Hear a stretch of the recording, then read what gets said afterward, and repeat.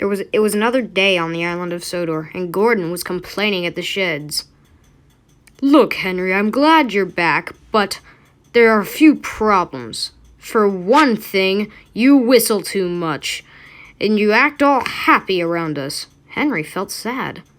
He had been feeling great since he had gotten back from the works.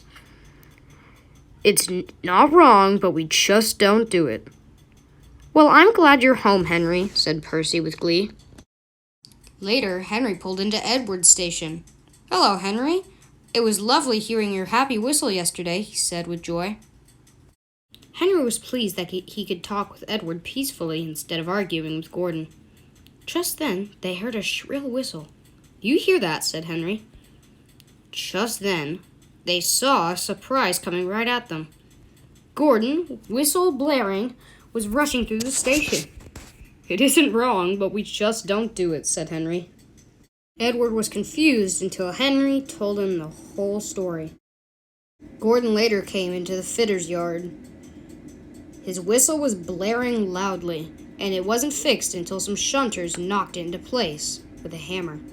He puffed into the sheds hoping no one was there, but there was.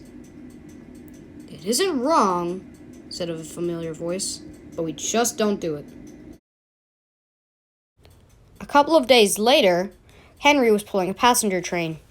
He was coming up to one of the old overhead bridges that went over the line. There were some boys on the bridge. Henry whistled to say hi. He thought they were waving, but they weren't waving. They were throwing stones. He heard passengers screaming and glass breaking. They've broken our glass. They've broken our glass, said the coaches. They were furious, and so was Henry. The passengers yelled and screamed, Call the police! Those boys are criminals! They've broken our glass, whined the coaches.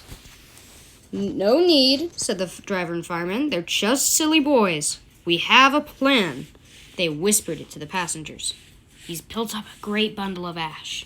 Yes, we'll do it later, they said. Soon Henry pulled into the station with his passengers. None of them needed to get off. And anyways, they wanted to see this. Are you ready, Henry, old fellow? Said his driver. Henry couldn't answer. He was too stopped up. Soon Henry was coming to the old overhead pass. All right, boy. 1, 2, 3. Shoo! Whistled Henry. Ash and soot covered the boys and the air. The passengers cheered. Finally, Henry wasn't stopped up. Gordon and the boys now know not to bother Henry anymore.